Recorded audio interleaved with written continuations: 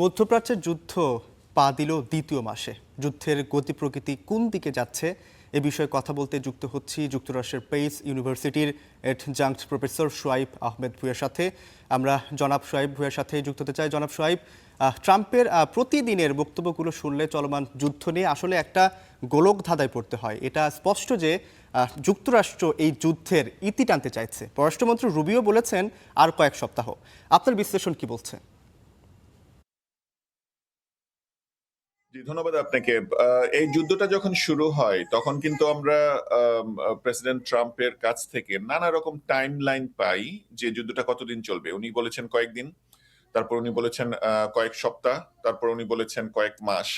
তো এই টাইম লাইনগুলো ইঙ্গিত দেয় যে এই যুদ্ধটা এত বেশি পরিকল্পনার মধ্যে ছিল না যুক্তরাষ্ট্রের, এবং সেটার একটা ইন্ডিকেশন হচ্ছে যে যুদ্ধ শুরু হওয়ার এক সপ্তাহ পরে সাংবাদিকদের প্রশ্নের জবাবে secretary of state Marco Rubio বলেছিলেন যে ইসরায়েল ইরানে আক্রমণ করবে, আমাদের কাছে ইনফরমেশন ছিল, এবং ইসরায়েল যদি ইরানে আক্রমণ করে তাহলে ইরান রিটালিয়েশন হিসাবে মার্কিন বেজ গুলোতে আক্রমণ করার সম্ভাবনা আছে। তো সেক্ষেত্রে আমরা নিজেরা আগে আক্রান্ত হওয়ার আগে আমরা প্রিএমটিভলি ইরানে আক্রমণ করেছি।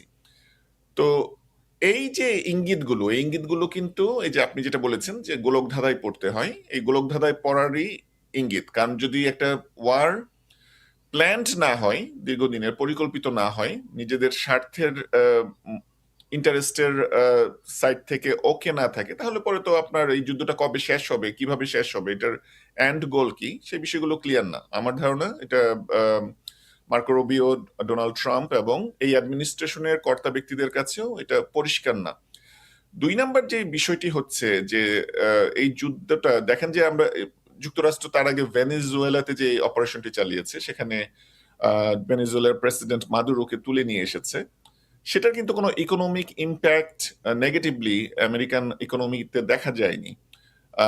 এই যুদ্ধের ফলে ইকোনমিতে কি হচ্ছে, ডেইলি আমেরিকানদের লাইফ কিভাবে ক্ষতিগ্রস্ত হচ্ছে বা উপকৃত হচ্ছে, আপনি যদি একটু লক্ষ্য করেন দেখতে পারবেন যে অয়েল প্রাইস বা তেলের দাম কিন্তু দ্বিগুণ হয়ে গিয়েছে। আগে যেটা ছিল 2 পয়েন্ট সামথিং, এখন সেটা 4 পয়েন্ট সামথিং।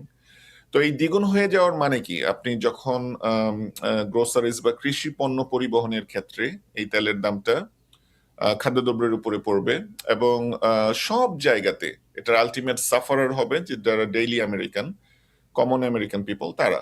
তো কমন আমেরিকান পিপলরা যখন দেখবে যে তাদের দ্রব্যমূল্যের দাম তাদের নাগালের বাইরে চলে যাচ্ছে, ইনফ্লেশনের কারণে তাদের পারচেজিং পাওয়ার কমে যাচ্ছে এবং তাদের জীবনযাত্রার স্ট্যান্ডার্ড অনেক কমে যাচ্ছে, সেক্ষেত্রে কিন্তু নভেম্বরে যেই ইলেকশন হতে যাচ্ছে, মিড টার্ম ইলেকশন, সেই ইলেকশনের একটা প্রভাব এটাতে পড়বেই। এবং এখন যে রিপাবলিকান ডমিনেটেড সিনেট এবং কংগ্রেস আছে, নভেম্বরে এটা ফ্লিপ হয়ে যাওয়ার সম্ভাবনা আছে। এবং শুধু প্রেসিডেন্টের থেকে, যেহেতু এখানে পাওয়ার অফ ব্যালেন্স আছে যুক্তরাষ্ট্রে, শুধু প্রেসিডেন্ট রিপাবলিকান হয়ে খুব বেশি কিছু করতে পারবে না যদি কংগ্রেস এবং সিনেট তাদের বাইরে চলে যায়, ডেমোক্রেটিক হয়ে যায়। তো এই সবগুলো হিসাব নিকাশ কিন্তু যারা এখন ক্ষমতায় আছেন, Republican strategist along with Donald Trump and Marco Rubio, তাদের করতে হচ্ছে। এজন্যই তারা চাচ্ছে যুদ্ধটা তাড়াতাড়ি শেষ হোক। ইসরায়েল চাচ্ছে না, যুক্তরাষ্ট্র চাচ্ছে। বলা আরেকটি বিষয় জানতে চাই যে বলা হচ্ছে ইসরায়েল চাইছে যুদ্ধ দীর্ঘ হোক, আবার এমনটাও কিন্তু ধারণা করা হচ্ছে যে দীর্ঘ যুদ্ধের সেনা সক্ষমতা কিন্তু ইসরায়েলের নেই। এই বিষয়ে আপনি কি বলতে চান? আপনি ঠিকই বলেছেন। আপনি যদি ইসরায়েলের দিকে লক্ষ্য করেন, যে একটি দেশের সামরিক সক্ষমতা তার মিসাইল বা তার টেকনোলজির উপর যেমন নির্ভর করে, আলটিমেটলি কিন্তু সেই দেশের ট্রুপসের সংখ্যার উপরও নির্ভর করে। আপনি যখন বুটস অন দ্য গ্রাউন্ডস এর কথা বলা হয়, তখন কিন্তু তার সৈন্য, তার সেনাবাহিনীর সাইজ, এই বিষয়গুলো এবং তার পপুলেশন, এই বিষয়গুলোও কিন্তু সামনে চলে আসে। ইসরায়েলের দিকে যদি তাকান, ইসরায়েল তো খুব ছোট একটি কান্ট্রি এবং তার পপুলেশন মাত্র 10 মিলিয়ন্স। তো 10 মিলিয়ন্স পপুলেশন নিয়ে ইরানের মতো একটি বড় ভূখণ্ডের দেশ এবং এত বেশি জনসংখ্যার দেশ, তাদের সাথে ফাইট করাটা ওয়ান অন ওয়ান, এটা তো ডিফিকাল্ট।